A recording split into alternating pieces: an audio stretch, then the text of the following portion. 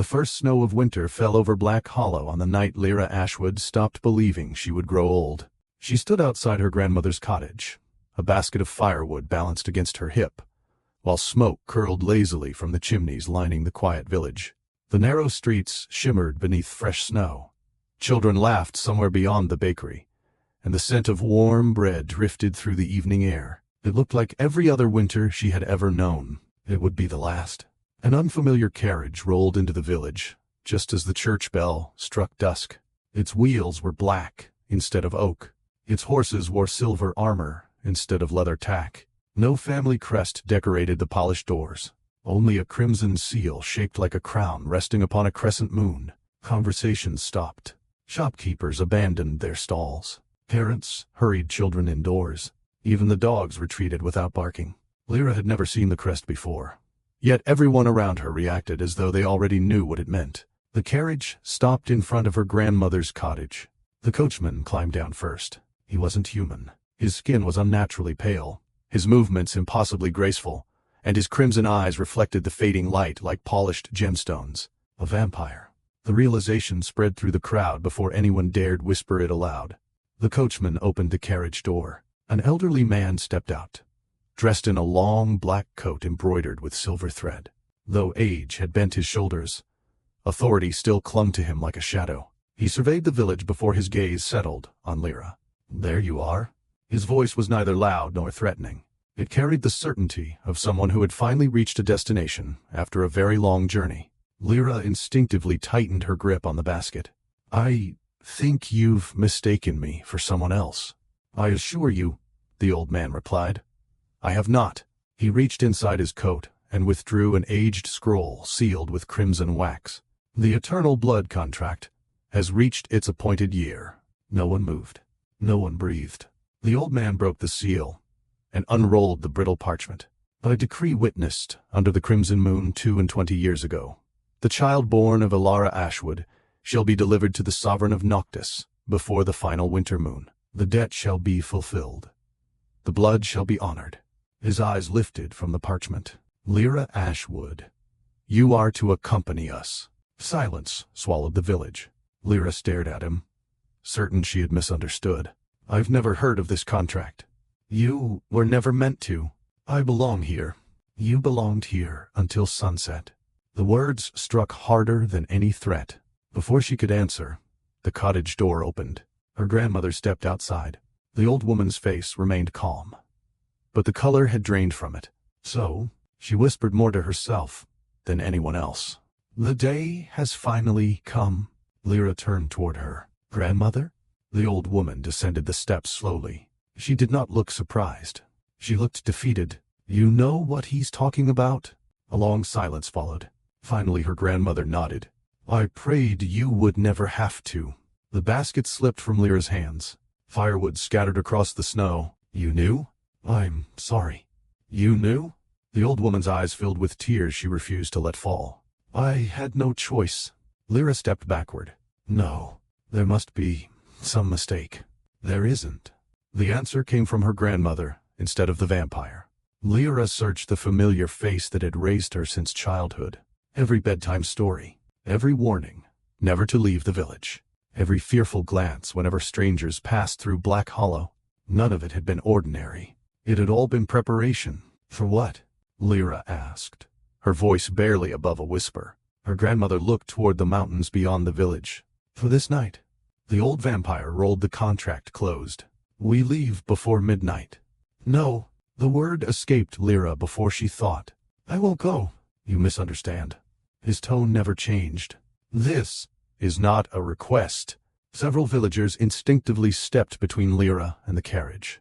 The oldest blacksmith gripped his hammer. The village hunter rested an arrow against his bow. Neither looked confident. The vampire coachman merely glanced at them. No weapon was raised. No threat was spoken. Yet the men lowered their eyes first. The difference in power was unmistakable. Lyra's heartbeat thundered in her ears. She looked at her grandmother one final time, hoping for denial, for reassurance, for anything. Instead, the old woman slipped something small into Lyra's hand. A silver pendant shaped like a crescent moon. Her fingers closed tightly around Lyra's. "When the time comes," her voice trembled, Run toward the forest. Lyra frowned. What? Don't ask questions. The old woman leaned closer. No matter who finds you first.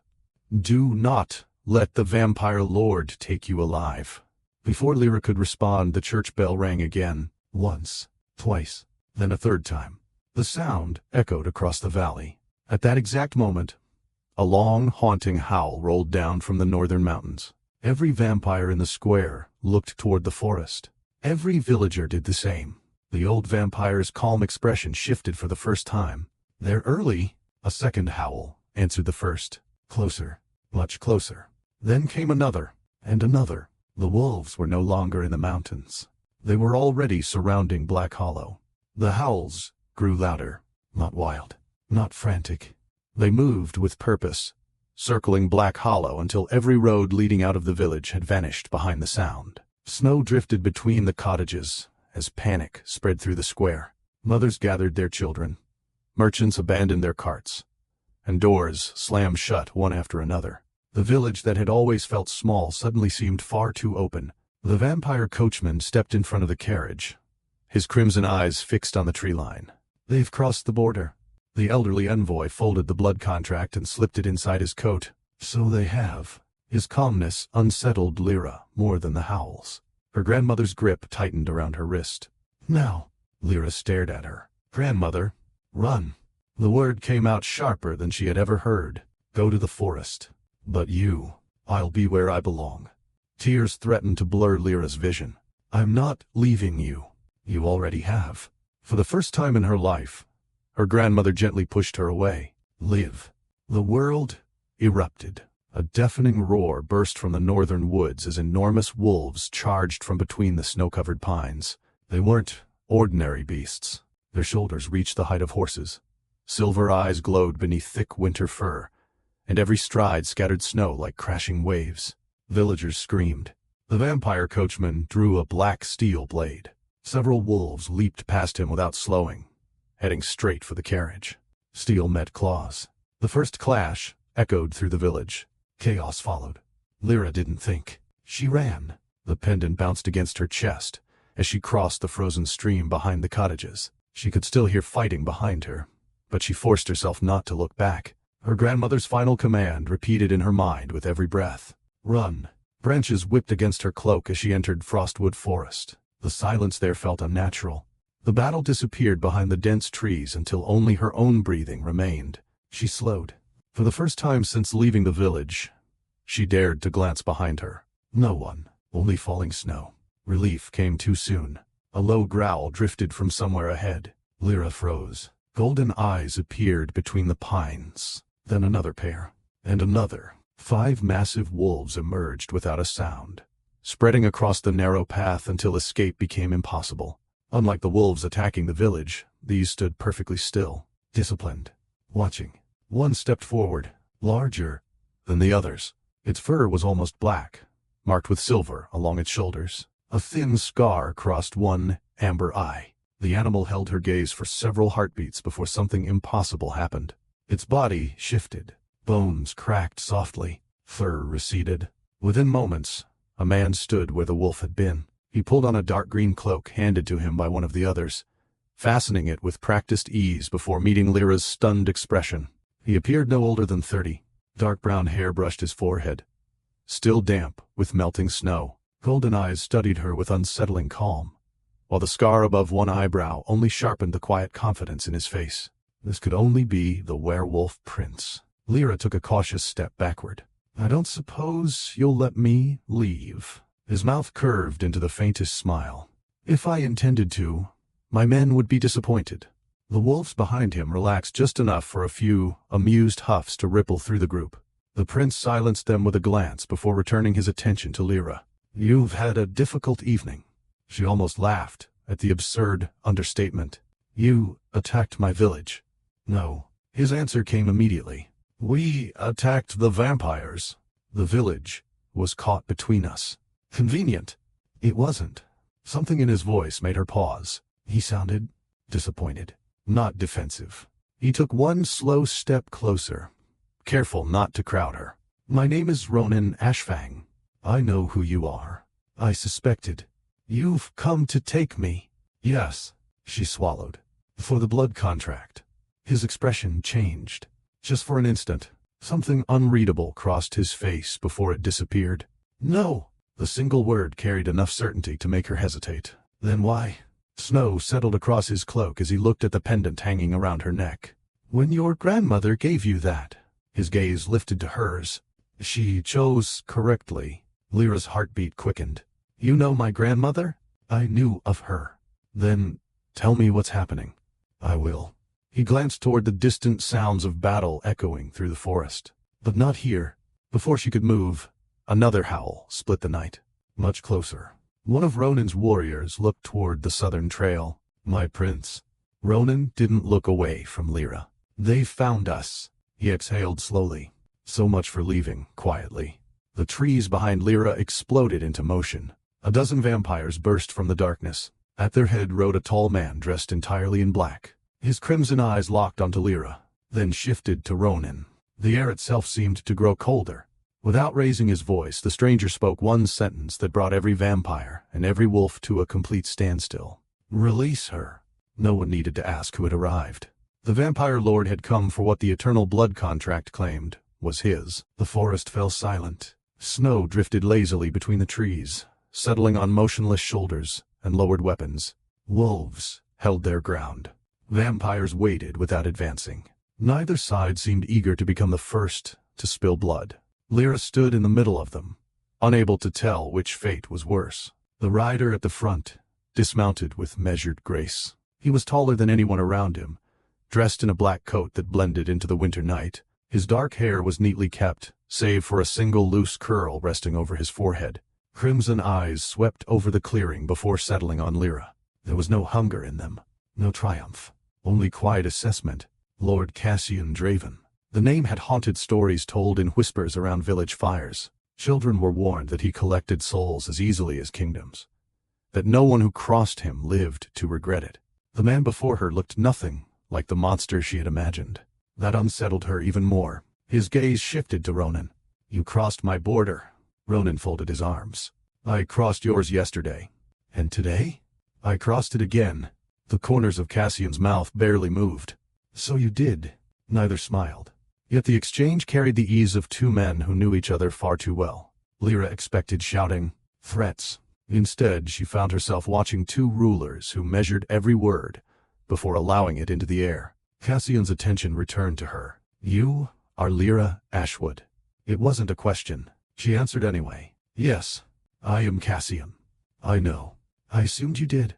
His voice was lower than she expected, calm enough that it forced her to listen. He took one step forward.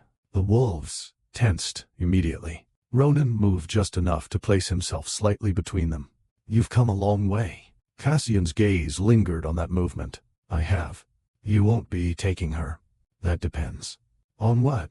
Whether she wishes to come? Lyra blinked. She looked from one man to the other. The blood contract had said she would be delivered, not asked. Ronan frowned. You still intend to honor the contract? I intend to hear her answer first.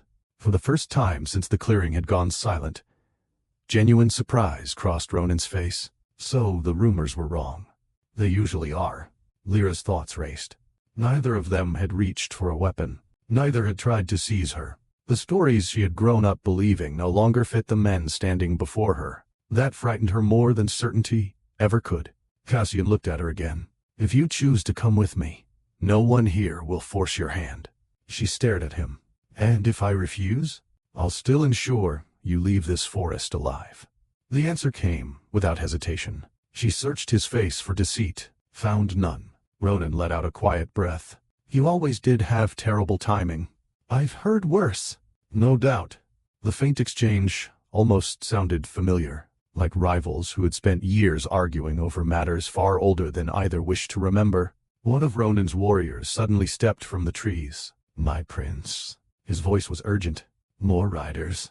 Every head turned toward the southern ridge. Torches flickered between the trees. Not vampire. Not werewolf. Humans.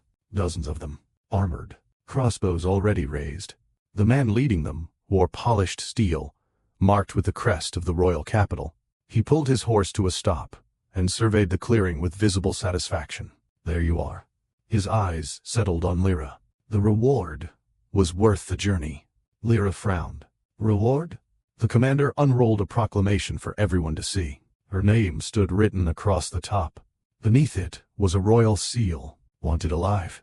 A bounty large enough to buy an entire province had been promised to whoever delivered Lyra Ashwood to the king's court. For one heartbeat, no one moved. Then the commander smiled. It seems we're all hunting the same woman. Cassian's expression didn't change. Ronan's didn't either. But both men looked at the proclamation instead of each other, and for the first time that night, they realized there was another player in the game. The commander lowered the proclamation and smiled as though the outcome had already been decided. His soldiers spread through the trees with practiced discipline, forming a wide circle around the clearing. Crossbows rose in unison, their steel bolts catching what little moonlight slipped through the branches. Lyra's pulse quickened. The weapons weren't aimed at the vampires. They weren't aimed at the werewolves. Every one of them pointed at her. The realization settled over the clearing before anyone spoke. The commander noticed the confusion on her face and seemed amused by it. You don't know, do you? Lyra remained silent. That makes this easier. He folded the proclamation and slipped it into his belt. The crown has searched for you since the day you were born. Ronan's expression hardened. You've said enough. I've barely begun. The commander gave a casual signal. Several soldiers stepped forward. Cassian moved first, not toward the commander, toward Lyra. He placed himself between her and the waiting crossbows with such natural certainty that it looked less like a decision and more like instinct. Almost at the same moment, Ronan shifted to her other side. For the briefest instant, Lyra stood behind both men. Neither acknowledged it. Neither seemed willing to. The commander laughed softly. Remarkable. His gaze drifted between them. I expected you to fight each other. We can do that later, Ronan replied evenly. If there is a later, Cassian added. The commander sighed. I was hoping pride would save me the effort. He raised one hand. Take her. The first bolt flew. It never reached Lyra. Cassian caught it in midair. The shaft snapped between his fingers. Before it touched the ground, the forest erupted. Soldiers rushed forward. Wolves answered with explosive speed, crashing into the advancing line before the second volley could be fired. Vampires moved just as quickly, their blades flashing silver through the falling snow. The battle became a blur of steel, claws, and shouting. Lyra backed away instinctively, searching for an opening between the fighting bodies. She found none. Every direction led deeper into chaos. A soldier spotted her. There! He charged. Before he had taken 3 steps, Ronan intercepted him. The prince struck with the flat of his sword instead of its edge, knocking the man unconscious, without slowing his momentum. Another soldier came from the opposite side. Cassian met him just as quickly. One precise movement. The man's weapon spun into the snow while he collapsed to his knees, stunned rather than killed. Lyra noticed it, despite the chaos. Neither ruler was taking lives, unless forced. The commander noticed too. His smile disappeared. So that's your weakness. He reached beneath his cloak and withdrew a small horn carved from black bone. One sharp blast echoed through the forest. The sound was unlike anything Lyra had heard before. It was low, almost unnatural. For a heartbeat, the fighting stopped. Then enormous shapes burst from the darkness. Not wolves, not vampires. Creatures with twisted bodies. Gray skin stretched over jagged bones and glowing white eyes that reflected no emotion. They attacked everyone. Soldiers, vampires, werewolves, without distinction. One lunged toward Lyra. She stumbled backward, her boot catching beneath a frozen root. The creature reached her before she could recover. A black blade pierced its chest. It collapsed at her feet. Cassian pulled the sword free and stepped in front of her once again. His gaze never left the surrounding forest. What are they? She whispered. He answered without looking back. They shouldn't exist. Across the clearing, Ronan drove another creature away from his warriors. Recognition flashed across his face. You've seen them before, Cassian called. Once. Where? The northern ruins. Their eyes met across the battlefield. Neither needed to say the obvious. Someone had unleashed them. The commander was already retreating toward the trees. His mission had changed. He no longer cared about capturing Lyra. He wanted confusion, He wanted every kingdom, blaming the others. Ronan saw him first. He's escaping. Cassian looked at Lyra, then at the fleeing commander. He made his choice without hesitation. Go. Ronan didn't question the order. He sprinted after the commander, disappearing into the forest with several wolves close behind. Cassian remained where he was, guarding Lyra, not because the contract demanded it, because, in that moment, she was the only person in the clearing who couldn't defend herself against the creatures closing in. For the first time, since the nightmare had begun, Lyra stopped wondering whether the vampire lord was her enemy. She started wondering why he kept choosing to protect her. The battle ended as suddenly as it had begun. The creatures vanished into the forest with the same unnatural speed they had appeared, leaving behind shattered trees, abandoned weapons, and an unsettling silence. Snow continued to fall, slowly covering the scars of the fight as though the mountain itself wished to erase what had happened. The human commander was gone. So was Ronan. Only the vampires remained. Several warriors searched the surrounding woods, while others tended to the wounded. None celebrated. They moved with the efficiency of soldiers who knew victory had not been theirs. Lyra stood motionless, her fingers still wrapped around the silver pendant beneath her cloak. Everything she had believed only an hour earlier had fallen apart. The wolves had not slaughtered innocent villagers. The vampires had not dragged her away in chains. And the humans. The humans had arrived carrying a royal bounty with her name on it. Nothing made sense anymore. A dark cloak settled gently over her shoulders. She looked up. Cassian had removed his own coat, despite the freezing wind. You'll catch cold. The words escaped before she could stop them. A faint flicker of amusement crossed his face. So will you. She glanced down at the coat. You need this more than I do. I heal faster. He said it so matter-of-factly that arguing felt pointless. For a moment, neither spoke. One of the vampire scouts approached, kneeling before Cassian. My lord. The prince? He escaped with the commander. Cassian's expression remained unreadable. Did they leave together? No. The prince pursued him. Cassian nodded once. Continue tracking both. The scout disappeared into the forest. Lyra frowned. You let him go. I couldn't be in two places. You trusted him. I trusted his priorities. She studied him. You don't hate each other. His gaze drifted toward the dark woods, where Ronan had vanished. Hate is exhausting. Then, why are your kingdoms enemies? Because dead men made promises that living men keep paying for. It wasn't the answer she expected. It sounded tired, as though centuries had drained the anger from him, leaving only duty behind. The remaining vampires gathered nearby. One of them stepped forward. My lord, the carriage is ready. Cassian looked at Lyra. The forest isn't safe anymore. She immediately understood what he wasn't saying. He wasn't ordering her. He was giving her the choice he'd promised. You can come with us. His voice remained calm. Or you can leave. She stared at him in disbelief. Just leave. If that's what you decide. You won't stop me? No. The answer unsettled her more than any threat could have. She looked beyond the trees. Every path disappeared into endless snow. Somewhere in those woods were monsters she had never seen before. A human army wanted her alive. The werewolf prince had vanished into the mountains, and she had no idea why 3 different powers were searching for her. Running alone suddenly felt less like freedom, and more like surrender. She looked back at Cassian. If I come, you'll remain free to leave, once we're somewhere safe. You'd really allow that? Yes. You expect me to believe you? I expect you to decide for yourself. His honesty left no room for argument. She hated that, because it made trusting him dangerously easy. A soft whistle echoed from the trees. Every vampire reached for a weapon. Lyra turned. A large gray wolf stepped into the clearing. It wasn't attacking. It carried something in its mouth.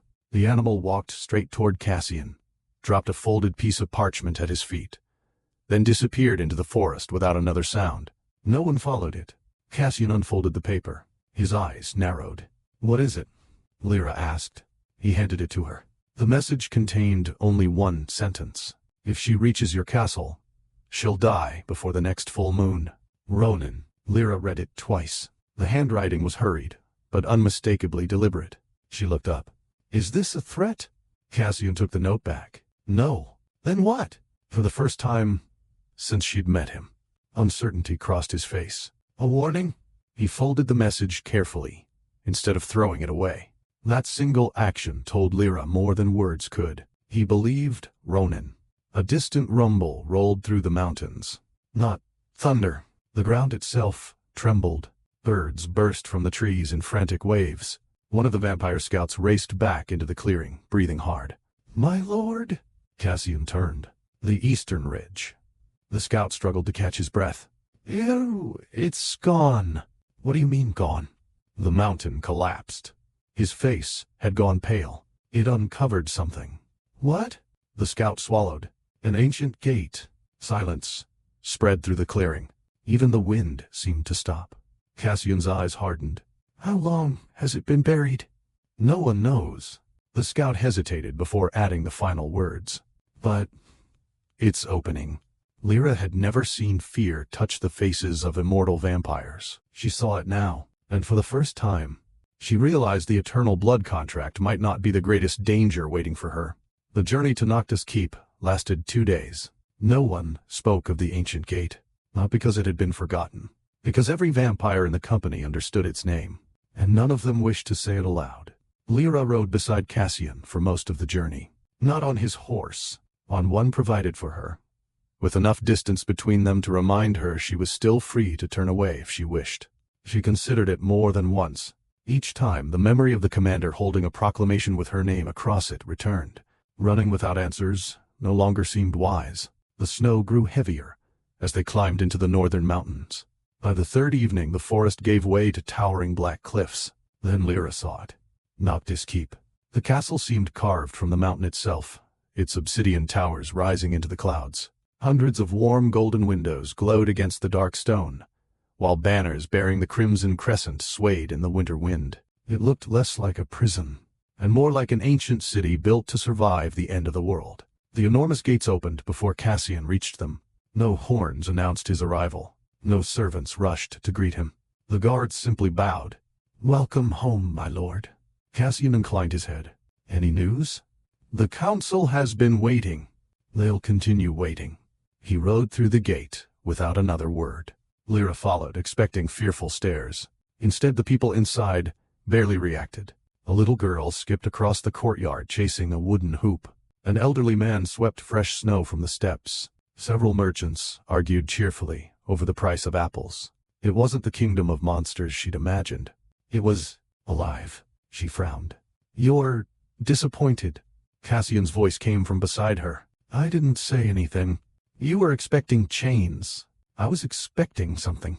"You'll find disappointments common here." The corner of her mouth twitched, despite herself. He had made a joke, a dry one, but a joke.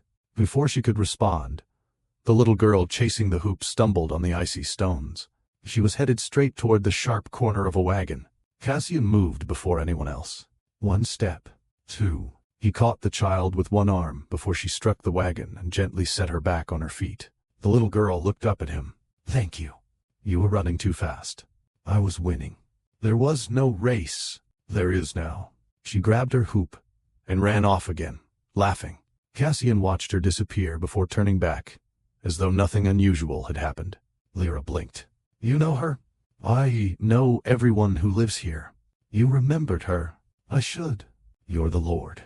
He said it as though that explained everything. Perhaps to him it did. Inside the castle, warmth replaced the biting cold. Long crimson carpets stretched beneath vaulted ceilings lined with glowing chandeliers. Ancient portraits watched silently from stone walls, while servants crossed the corridors carrying books, food, and stacks of letters. The atmosphere was busy rather than tense, orderly, comfortable. A woman in elegant silver robes approached them. She appeared close to Cassian's age, though Lyra had already learned appearances meant little among vampires. "My lord," she bowed gracefully. "The council has requested your presence 4 times today. They'll survive a 5th disappointment." The woman smiled knowingly. "I suspected you'd say that." Her attention shifted toward Lyra. "So, this is Miss Ashwood?" Lyra nodded politely. The woman offered a warm smile. "My name is Elena. I oversee the household. If you require anything, You'll ask me before frightening the servants by trying to find it yourself." Lyra hesitated. "I wasn't planning to frighten anyone. You'd be surprised." Cassian handed his gloves to Elena. "Prepare the East guest suite." Lyra looked at him. "Guest suite? Unless you'd prefer the West, I thought." She stopped. "What did you think?" "I thought I'd be locked somewhere." Elena looked genuinely confused. "Why would we lock a guest?" Lyra almost laughed. "Because I'm here because of an ancient blood contract." Elena looked toward Cassian. He simply raised an eyebrow. Understanding dawned on her. "Oh," she sighed. "The stories." Lyra folded her arms. "They're very convincing stories. I'm beginning to notice." Elena gestured toward the grand staircase. "Come, I'll show you your room." Lyra followed reluctantly. The guest suite was larger than her grandmother's entire cottage. A roaring fireplace warmed the room. Fresh flowers stood on a small table beside the window. A wardrobe had already been filled with winter dresses. On the bed lay a neatly folded cloak embroidered with silver thread. She turned slowly toward Elena. "This isn't a prison." "No, it isn't." "Then why am I here?" Elena's smile faded just enough to become thoughtful. "Because Lord Cassian believes promises matter." "The contract?" "Yes. And because—" She paused. "He made another promise that very few people know about." "What promise?" Elena's expression softened. "I'm afraid that isn't mine to tell." She bowed slightly and left the room. The door clicked shut. Lyra crossed to the window overlooking the snow-covered mountains. Far below, the castle gates were closing for the night. She reached absent-mindedly for the silver pendant around her neck. It was gone. Her breath caught. She searched her pockets, her cloak, the room. Nothing. The pendant her grandmother had given her had disappeared. 3 floors below, hidden within the shadows of the castle library, a hooded figure slowly opened a familiar silver pendant. Inside was a tiny painted portrait of Lyra's mother. The stranger smiled. "So," a whisper drifted through the darkness, "she's finally here." Lyra barely slept. She searched her room twice for the missing pendant before giving up. It had been with her since she fled Black Hollow. She remembered clutching it during the battle in the forest. Somewhere between then and now, it had disappeared. Morning arrived with pale sunlight spilling through the tall windows. A soft knock sounded at her door. When she opened it, she found Elena holding a breakfast tray. "You could have sent someone." "I did." Elena smiled. "I sent myself." She placed the tray near the fireplace. "You'll want to eat." "I'm not hungry." "You will be." Lyra looked at the untouched food. "I lost something." "The pendant." Lyra's head snapped up. I know you weren't wearing it when you entered the castle. Has anyone found it?" Elena hesitated. "No, it wasn't quite a lie, but it wasn't the whole truth either." After breakfast, Lyra wandered through Noctis Keep alone. She expected guards to follow her. None did. She expected locked doors. Most stood open. Everywhere she went, people greeted her politely, not because she was important, because she was there. The freedom unsettled her. She eventually found herself in a glass-roofed conservatory, tucked behind the western wing of the castle. Winter flowers bloomed beneath the warm sunlight, pouring through the crystal ceiling. A gardener carefully trimmed white roses while humming to himself. "You've found his favorite place." Lyra turned. Cassian stood in the doorway. He had removed his formal coat, wearing only a fitted black shirt with the sleeves rolled neatly to his forearms. For the first time, he looked less like a ruler and more like a man. "I didn't know this belonged to anyone." "It doesn't." He stepped inside. "I simply spend time here." The gardener bowed politely before collecting his tools. "I'll return later, my lord." When they were alone, Lyra walked slowly between the flowers. "I imagined vampires preferred darkness."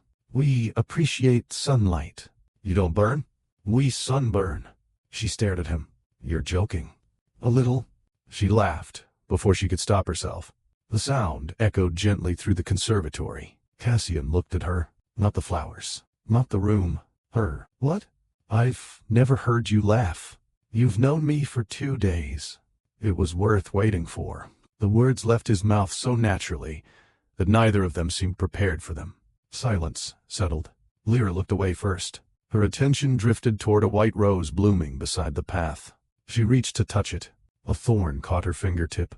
She barely felt it. Cassian did. He was beside her almost instantly. "Let me see." "It's only a scratch." She tried to pull her hand back. He didn't force it. He simply waited. Something in his expression made resistance feel unnecessary. She placed her hand in his. His fingers were cool, steady. He examined the tiny cut with surprising care. "You were right." She smiled faintly. "It's only a scratch. It still hurts." "You can't possibly know that." "I can see it." Their eyes met. Neither moved. The conservatory seemed strangely quiet. The world outside faded behind the glass walls. Cassian released her hand slowly. "You're not accustomed to accepting help." "No." "Why?" "I've never had much." He nodded once. "As of today." He looked around the conservatory. "You do." Her chest tightened unexpectedly. No grand declaration. No dramatic promise. Just quiet certainty. She wasn't sure which affected her more. That afternoon, Elena insisted Lyra attend dinner in the Great Hall. "It isn't a banquet.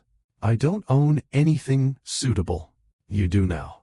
Within an hour, Lyra found herself wearing a deep sapphire gown that somehow fit perfectly. She studied herself in the mirror. "I barely recognize me." "Good." Elena adjusted a loose strand of hair. "Neither will half the court." The great hall glowed beneath hundreds of candles.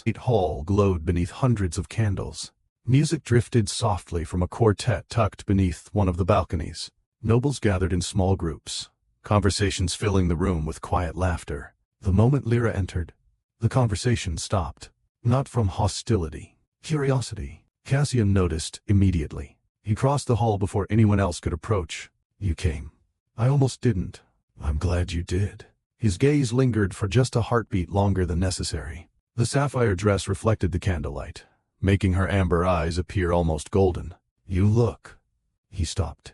Lyra raised an eyebrow. "What?" "I was looking for a diplomatic word." "And?" "I failed." She laughed again. "You look beautiful." The words were simple, honest. He spoke them, as though stating an undeniable fact. Heat rose to her cheeks. No one had ever looked at her that way. Not with admiration, with quiet wonder. A slow piece began playing across the hall. Several couples moved onto the polished floor. Lyra watched them. "They dance every winter?" "Every full moon." "You don't?" "No." "Why not?" "I've never had anyone to ask." She looked at him. Somehow, that answer felt lonelier than she expected. Without thinking, she held out her hand. "You do now." Cassian stared at her hand, then at her. The entire hall gradually noticed. Music continued playing. Conversations faded. Even the musicians seemed to realize something unusual was happening. After a long moment, Cassian placed his hand in hers. His touch remained gentle, almost cautious, as though afraid the moment might disappear if he held on too tightly. He guided her toward the center of the floor. Neither seemed particularly experienced. Lyra smiled. "I thought you said you didn't dance." "I don't." "Then what are we doing?" "I believe." For the first time since she'd met him, genuine warmth reached his eyes. "We're learning." The first steps were awkward. She accidentally stepped on his foot. Twice. He apologized both times. "You weren't the one who stepped on anyone." "I should have avoided it." She laughed so hard she nearly lost her balance. His hand caught her waist before she could stumble. Everything else disappeared. The music, the people, the castle.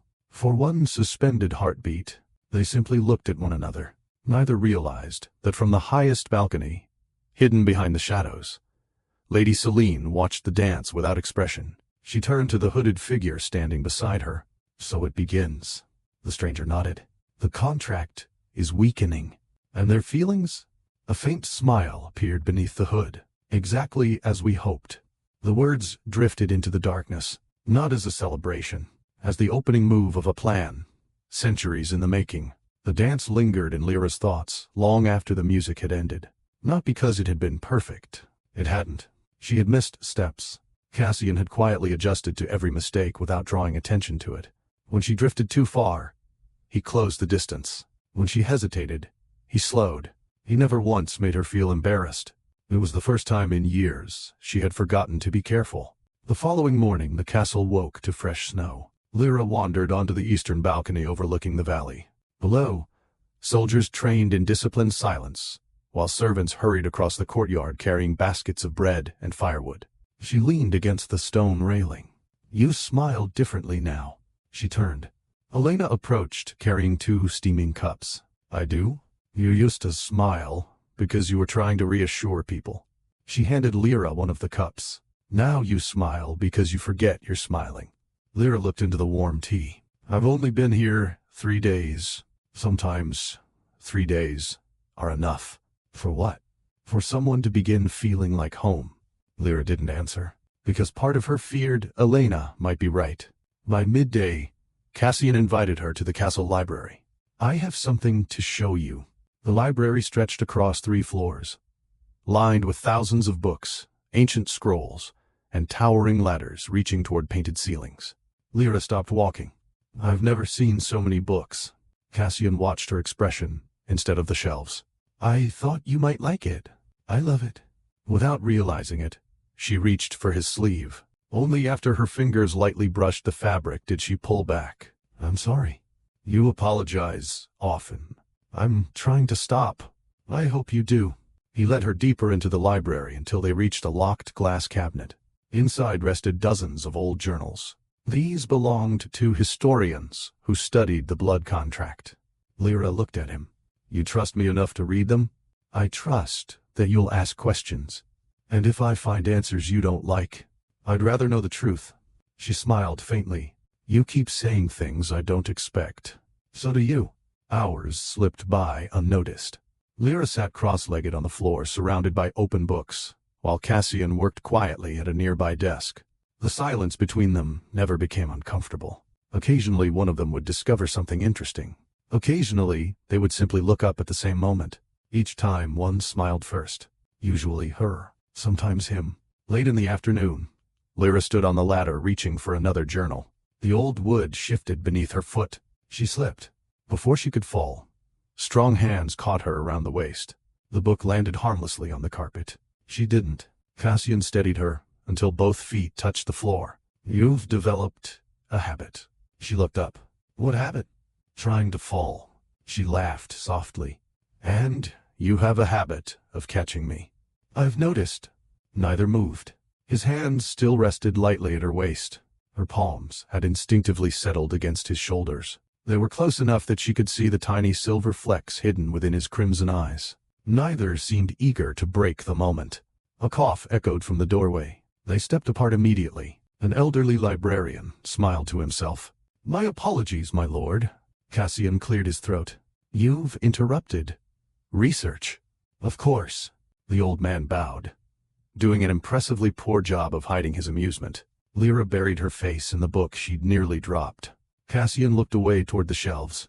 For perhaps the first time in centuries, the feared vampire lord appeared genuinely embarrassed. That evening, snow began falling harder than before. The castle settled into peaceful quiet. Then the northern horn sounded. Once.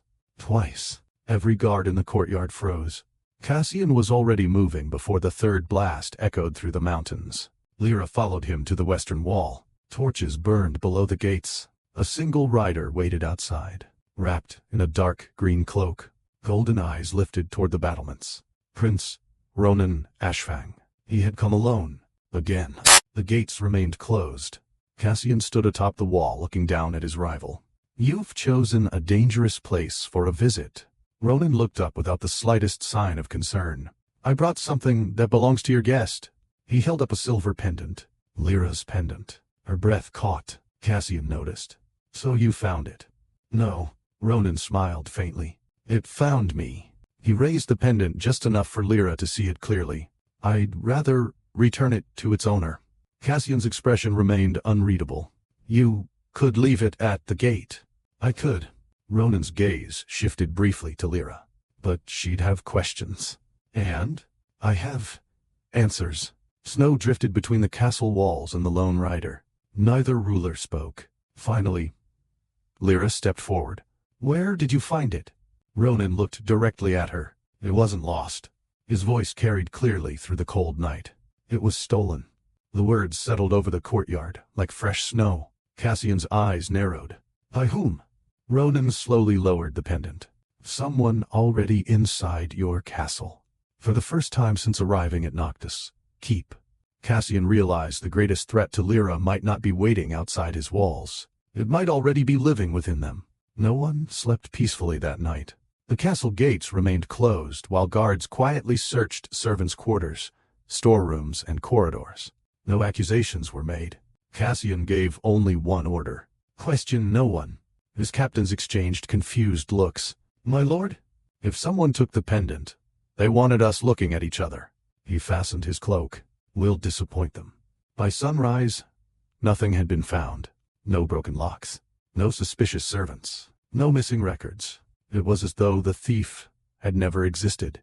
Lyra stood by the window of her room watching snow drift across the courtyard. A soft knock came at the door. You may come in. Cassian entered, carrying a wooden tray. Breakfast. You didn't have to bring this. I know. You have people who can. I know. She smiled, despite herself. You're making it difficult to argue. I've been told I'm stubborn. By whom? Everyone. He set the tray on the table. Fresh bread, honey, tea, and a small bowl of wild berries, somehow found in the middle of winter. Lyra looked at the berries in surprise. I mentioned these once. You did. You remembered. You smiled when you talked about them. He answered as if that explained everything. To him, perhaps it did. She looked away before he noticed how easily those simple words affected her. After breakfast, they walked through the castle gardens. Fresh snow covered the paths, leaving only their footprints behind. Lyra pulled her cloak tighter as a cold breeze swept across the lake. Without a word, Cassian slowed his pace. He moved slightly to the side, blocking the wind with his own body. She noticed almost immediately. You did that on purpose? What? The wind. It seems determined. You stepped in front of it. It seemed easier than asking it to stop. She laughed. You have a strange sense of humor. I've been practicing. I can tell. He looked almost pleased by that. Almost. The frozen lake shimmered beneath the pale winter sun. Near the shore, several children from the nearby village carefully tested the ice while their parents watched from a distance. Lyra frowned. They're allowed inside the castle? They're allowed anywhere that's safe. I thought humans weren't welcome. They're neighbors. Cassian's answer came so naturally that she stopped walking. You keep ruining every frightening story I've ever heard. I apologize. No, she smiled. Don't. One little boy suddenly slipped on the ice, landing hard with a startled cry. Before either of them reached him, another child burst into laughter. The fallen boy laughed too. Within seconds, they were both chasing each other again. Lyra smiled as she watched them. I used to skate with my grandmother. You miss her. Every trace of happiness faded from her face. Every hour. Cassian remained beside her without speaking. He didn't offer comforting words. He didn't tell her time would heal anything. He simply stood there, sharing the silence. After several moments, Lyra quietly said, Thank you. He looked at her. For what? For not pretending you know how I feel. His answer came after a brief pause. I know what it's like to miss someone. She turned toward him. Who? His gaze drifted across the frozen lake. My younger sister. You had a sister? I still do. The words surprised her. Where is she? I don't know. She stared at him. You've been searching? For 183 years. There was no self-pity in his voice, only quiet truth. Lyra's chest tightened. For the first time, she understood that immortality didn't protect anyone from loss. It only made waiting longer. Without thinking, she reached for his hand. Not because he looked broken, because no one should have to carry that sentence alone. Their fingers met. She expected him to pull away. He didn't. Instead, his hand slowly closed around hers. Neither of them spoke. The silence carried more meaning than words could. Snow continued falling around them, soft enough to muffle the rest of the world. For one impossible moment, the war, the contract, the castle, and the kingdoms simply disappeared. It was only two people, standing beside a frozen lake. Then a raven landed on the stone railing nearby. A small leather tube was tied to its leg. Cassian gently released her hand. The sudden absence of warmth surprised them both. He removed the message. Read it once. Then again. Lyra noticed the faint change in his expression. What is it? He handed her the letter. It contained only 6 words. Don't trust the woman in silver. No signature. Lyra looked up immediately. Elena? I don't know. You don't believe it. I don't believe anonymous messages. Then why do you look concerned? Cassian folded the letter carefully. Because someone wants us to doubt the one person who's earned your trust. Before Lyra could answer, hurried footsteps echoed across the garden. A young guard bowed deeply. My lord. What happened?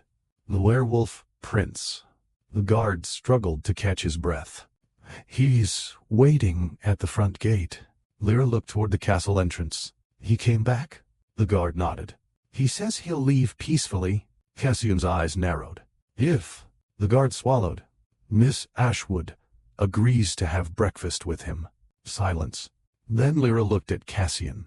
To her surprise, he wasn't angry. He looked thoughtful, as if he already knew saying no might be the very mistake their unseen enemy was hoping he'd make. The request spread through Noctis. Keep faster than the morning bells. Servants whispered in the kitchens. Guards exchanged puzzled glances along the walls. No one could remember a werewolf prince calmly requesting breakfast at the gates of a vampire castle. Lyra certainly couldn't. She looked from the letter in her hand to Cassian. He's serious? He usually is. And you're actually considering it? Cassian didn't answer immediately. He walked toward the castle wall overlooking the entrance. Lyra followed. Below them, Ronan sat alone beside a small campfire just outside the gates. His horse grazed peacefully nearby. He wasn't wearing armor. No soldiers accompanied him. A cast-iron kettle hung over the fire, and the unmistakable smell of fresh coffee drifted upward. He looked less like a prince arriving for negotiations, and more like a traveler waiting for a friend. Lyra blinked. He really came for breakfast. Cassian nodded once. He did. You don't think it's a trap? If it is. A faint smile touched Cassian's lips. It's an unusually polite one. She laughed despite herself. The sound carried farther than she realized. Ronan looked up toward the wall. Even from that distance he recognized her immediately. He lifted one hand in greeting. Not dramatically, just enough to let her know he'd seen her. Then he returned to pouring coffee into 2 cups.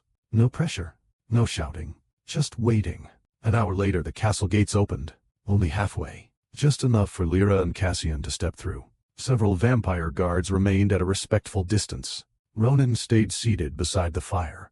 I was beginning to think you'd refuse. Cassian looked at the steaming kettle. You brought coffee. You prefer tea. I do. So the coffee is for her. Lyra looked between them. You know each other's preferences. Ronan shrugged. We've attended more peace talks than I'd like to remember. Cassian added quietly. They never lasted. They always ended because someone else wanted them to. The sentence lingered. Lyra accepted the wooden cup Ronan offered. The aroma was rich, carrying hints of cinnamon and roasted hazelnut. She took a cautious sip. Her eyes widened. This is incredible. Ronan smiled. I knew you'd like it. Cassian glanced sideways at him. You knew? I asked around. You investigated her favorite drink? I investigated many things. Lyra laughed. That's either sweet or slightly terrifying. I've been called both. For the first time she noticed how different the 2 men truly were. Cassian loved quietly. Every thoughtful gesture appeared almost by accident. Ronan loved loudly. He wanted people to know they mattered. Neither approach felt false, only different. Breakfast turned strangely ordinary. Fresh bread, roasted apples, warm coffee. For nearly half an hour, no one mentioned kingdoms, contracts, or war. Instead, Ronan asked, What did you do before all this? Lyra smiled faintly. I baked bread and terrible pies. They couldn't have been terrible. My grandmother politely ate every single one, which means they were terrible. She laughed. They were. Ronan looked pleased simply hearing her laugh. Cassian noticed. He didn't interrupt, but his eyes lingered on the moment longer than before. Eventually, Ronan reached into his cloak. Instead of a weapon, He produced the silver pendant. "I believe this belongs to you." Lyra accepted it carefully. The moment her fingers touched the pendant, a sharp pulse of warmth shot through her hand. The locket clicked open by itself. Inside wasn't just the tiny portrait of her mother. There was something folded behind it, a paper so small it had remained hidden for years. Lyra unfolded it carefully. Only a few words had been written. "When both the wolf and the vampire choose your life above their own." The sentence stopped. The remaining half had been torn away. Ronan's expression darkened. "It wasn't like that when I found it." Cassian examined the tiny note. "Someone removed the rest recently." Lyra looked at the portrait of the woman she barely remembered. "My mother hid this." Cassian nodded. "She wanted only you to find it. But someone found it first." Silence settled over the three of them. Then Ronan quietly said, "I know where the missing half is." Lyra looked up so quickly she almost dropped the pendant. "You do?" "I've seen it." "Where?" Ronan's smile faded. "In the king's palace." Neither Lyra nor Cassian spoke. Ronan continued, "The human king doesn't just know about the blood contract. He helped write it." The words struck like lightning. Lyra stared at him. "That's impossible. The contract wasn't created by vampires. Or werewolves?" Ronan's golden eyes met Cassian's. "It was created by humans." Cassian remained perfectly still. For several long moments, he said nothing. Then, quietly, "That explains everything." Before Lyra could ask what he meant, the earth trembled beneath their feet. Not once, twice. The fire scattered across the snow. The horses reared. A deafening crack echoed through the valley. Every head turned toward the eastern mountains. Far beyond the castle, a massive pillar of crimson light erupted into the sky. It rose so high it pierced the clouds, staining the snow-covered peaks blood red. Cassian's expression changed instantly. For the first time, Lyra saw unmistakable alarm in his crimson eyes. "The gate," he whispered, "has fully opened." The crimson light remained long after the trembling stopped.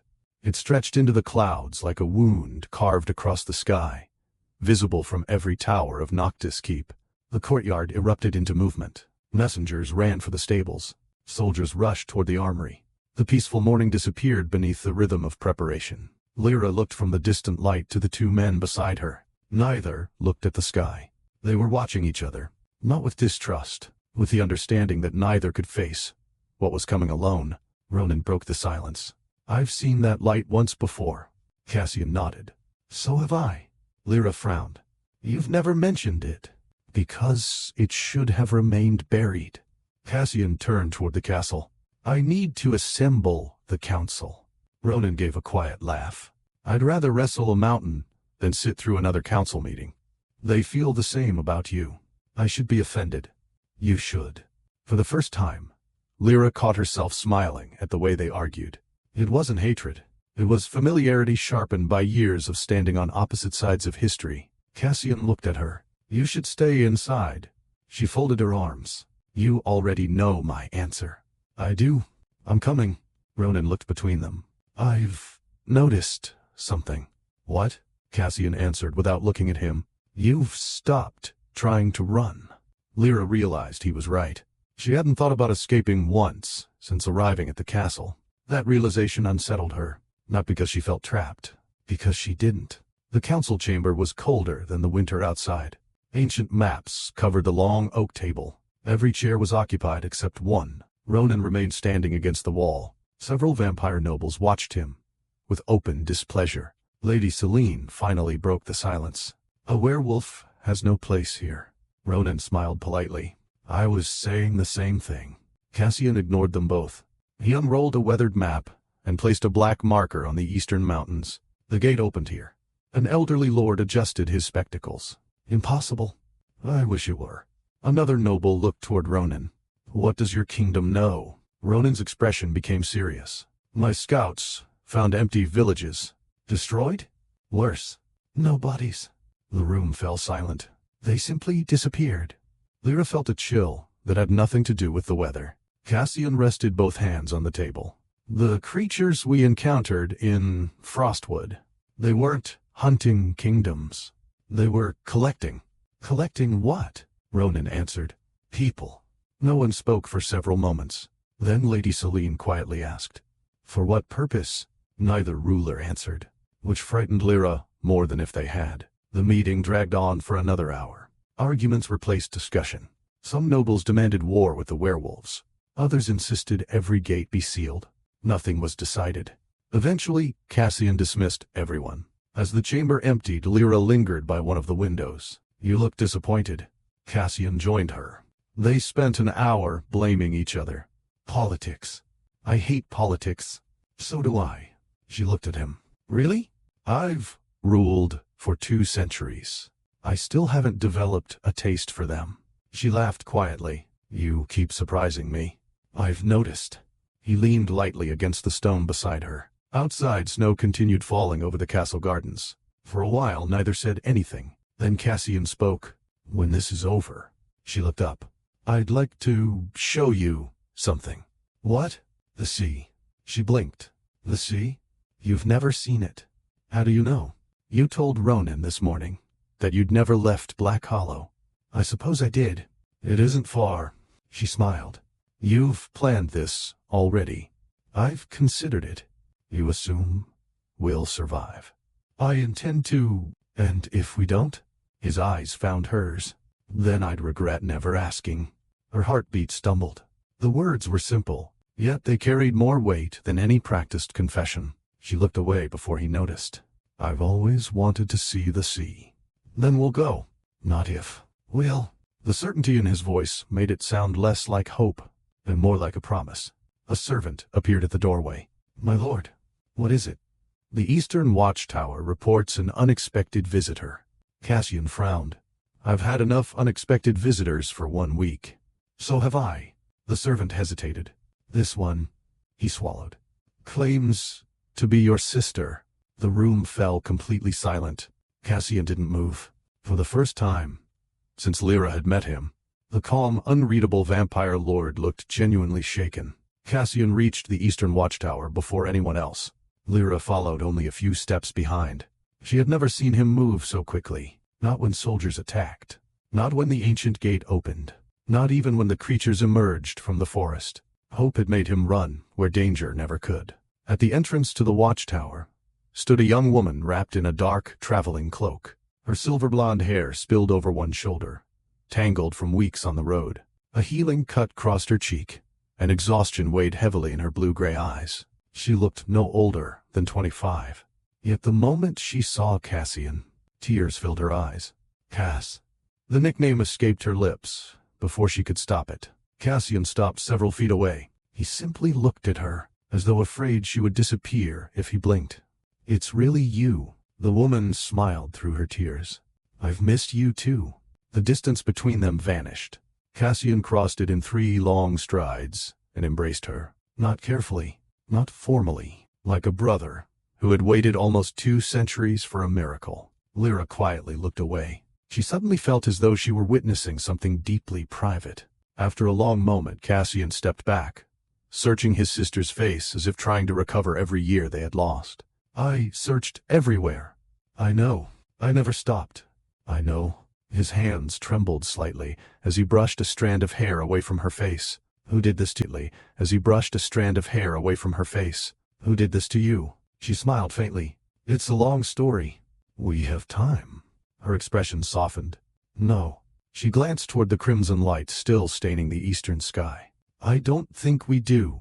An hour later, they gathered in a private sitting room. Only Cassian, Lyra, Ronan, Elena, and the mysterious woman remained. The fire crackled softly. No one interrupted. My name is Arya. She looked toward Lyra with a gentle smile. You must be the woman my brother keeps worrying about. Lyra blinked. He worries? Arya laughed. Constantly. Cassian cleared his throat. Arya. What? You've known her for 5 minutes. I've known you for 200 years. Lyra covered a smile behind her teacup. Seeing Cassian embarrassed twice in 1 week felt almost impossible. Arya noticed. So, she laughs around you. Cassian sighed quietly. I preferred the monsters. Ronan chuckled. I don't. The room grew lighter. For the first time since arriving at Noctis Keep, Lyra felt something she hadn't expected to find inside the castle. Family. As the laughter faded, Arya became serious. I wasn't imprisoned. Every eye turned toward her. I stayed hidden. Cassian frowned. Why? Because they were looking for me. Who? The people who created the blood contract. The warmth left the room. Arya reached into her satchel and removed several old pages covered in faded ink. I stole these before I escaped. Cassian studied them carefully. Their original records. They were hidden beneath the royal palace. Ronan leaned closer. The human king. Arya nodded. He isn't protecting the contract. He's protecting what lies behind it. Lyra looked from one face to another. Someone explain. Arya unfolded the oldest page. At the top was a drawing of 3 intertwined symbols. A crown, a wolf, a crescent moon. Beneath them were the names of 3 ancient rulers. The first vampire king. The first werewolf king. And she pointed toward the final name. The first human king. They created the eternal blood contract together. Lyra frowned. To stop the war? No. Arya's expression darkened. To imprison something. Silence. Cassian slowly looked toward the crimson light beyond the window. The gate. Arya nodded. The contract wasn't meant to bind kingdoms. It was meant to keep the gate closed. A cold silence settled over the room. Everything they thought they knew had been wrong. The contract, the rivalry, the centuries of hatred. All of it had hidden a single purpose. Lyra looked at the pages again. Then why was I named in it? Arya didn't answer immediately. Instead, she reached across the table and gently took Lyra's hand. You deserve the truth. Her thumb brushed the back of Lyra's hand. The woman you called mother. Lyra's heart skipped. Wasn't just your mother. She was my closest friend. The room went still. Arya smiled sadly. I held you the day you were born. Tears welled in Lyra's eyes before she could stop them. My mother knew you? She trusted me with her life. Then tell me. Her voice trembled for the first time. Why did she leave me? Arya squeezed her hand gently. She didn't. A tear escaped down her cheek. She died, making sure you would live. The words shattered the last piece of the life Lyra had believed was true. Before anyone could speak again, a violent explosion rocked the castle. The windows burst inward. Glass rained across the floor. Outside, alarm bells rang from every tower. A guard's desperate voice echoed through the corridors.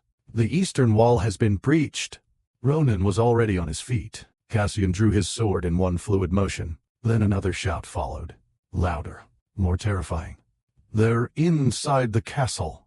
As Lyra instinctively moved toward the door, a powerful hand closed gently, but firmly, around her wrist. Cassian, his crimson eyes met hers. Stay behind me. For the first time, it wasn't an order. It was fear. The corridor outside the sitting room had become a battlefield.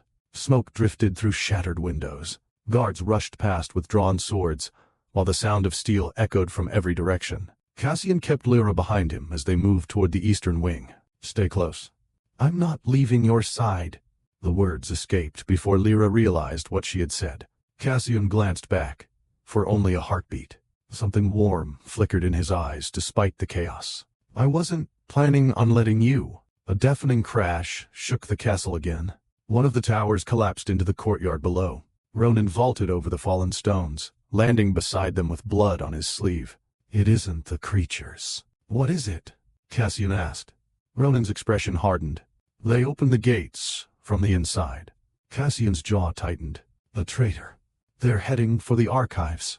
Arya stepped forward. The second half of the message. Everyone looked at her. The one hidden inside Lyra's pendant. The royal court never found all of it. The rest has been hidden beneath the castle library for centuries. Lyra stared at her. You knew? I suspected. I couldn't be certain until Ronan found the first half. Another explosion echoed beneath their feet. This one came from below. The library. Cassian looked toward the staircase. They've already found it. He turned to Lyra. You'll stay here. No. His expression left little room for argument. It's too dangerous. She stepped closer instead. My entire life has been about that contract. If someone is trying to steal the truth, her amber eyes held his, then I deserve to see it. For a long moment, Cassian said nothing. Then he gave a small nod. Stay between us. Ronan smiled faintly. I was hoping she'd say that. The library was in ruins. Books burned across the marble floor. Ancient shelves had been overturned, and smoke curled toward the broken glass ceiling. At the center of the destruction stood Lady Selene. She was no longer dressed in elegant silver. She wore black armor etched with crimson symbols. Around her stood dozens of masked soldiers bearing the crest of the human kingdom. Lyra stopped. It was you. Selene smiled. It always was. Cassian's voice became dangerously quiet. You served my family for 100 years. I served the future. You murdered your own people. I removed obstacles. Ronan drew his sword. You're working with the king. The king works for someone far greater. Selene laughed softly. You still don't understand. She stepped aside. Behind her rested an ancient stone altar split down the middle. Upon it lay the missing half of the parchment. Selene picked it up carefully. You've all been chasing the wrong question. She looked directly at Lyra. You keep asking why the blood contract chose you. She unfolded the ancient page. You should have been asking, who wrote your name? The words struck Lyra like ice. My name wasn't there from the beginning. No. Selene smiled. It was added. Cassian took a step forward. By whom? Selene's eyes gleamed. Your mother. Silence. No. Lyra's voice was barely audible. She wouldn't. Oh, she did. Selene held up another document. This is her handwriting. Arya stared at it, her face drained of color. It can't be. It can. Selene looked almost pleased. Your mother begged them. She volunteered her own daughter. Lyra couldn't breathe. Every memory of her mother suddenly felt uncertain. Every sacrifice, every story, every promise. Cassian immediately moved beside her. Don't listen. Selene laughed. Still protecting her? I know her mother. So did I. Cassian's crimson eyes never left Selene. No. His voice was unwavering. You knew her name. You never knew her heart. Something in the certainty of his words broke through Lyra's panic. She looked at him. You believe her? I believe your mother would never trade your life. Without hesitation, without doubt. He believed in a woman who had been dead for 22 years. Lyra felt her breathing steady. Selene's smile faded. You've always been inconveniently loyal. No, Cassian answered quietly. I simply recognize love when I see it. His words weren't only about Lyra's mother anymore. For a fleeting second, his crimson eyes met Lyra's. Nothing else needed saying. Ronan noticed. A faint smile crossed his face before disappearing just as quickly. He looked away, giving them the moment without interrupting it. Selene slammed the two halves of the parchment together. Ancient symbols ignited across the pages. The complete message finally appeared. Every person in the room read the same sentence. When both the Wolf King and the Vampire King willingly surrender their lives for the daughter of the Covenant, the eternal gate shall open completely, and the sleepless king shall walk the world once more. The room went cold. Lyra slowly lowered the parchment. So that's why, Arya whispered. They never wanted her blood. They wanted their love. Selene smiled. Exactly. She looked at Cassian, then at Ronan. You've both already begun making the choice. The realization hit them all at once. Every act of protection, every sacrifice, every decision to put Lyra before themselves. They hadn't been random. Someone had been guiding them toward this moment. The contract hadn't been trying to force Lyra to love. It had been trying to make two rulers love her enough to die for her. A low laugh echoed through the ruined library.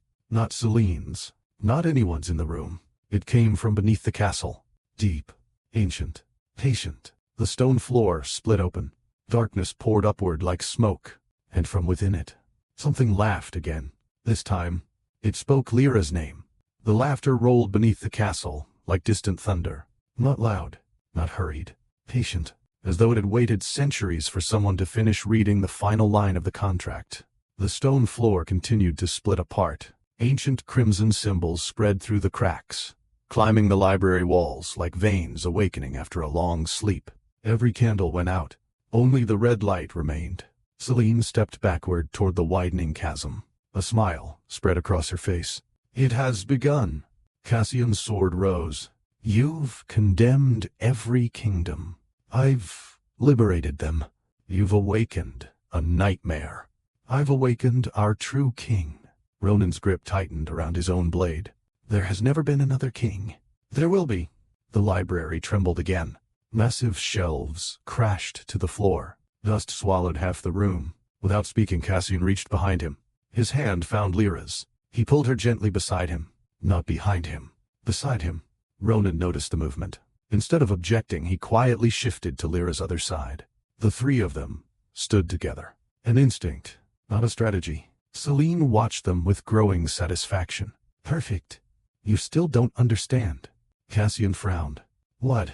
The contract isn't waiting for you to die. Her smile widened.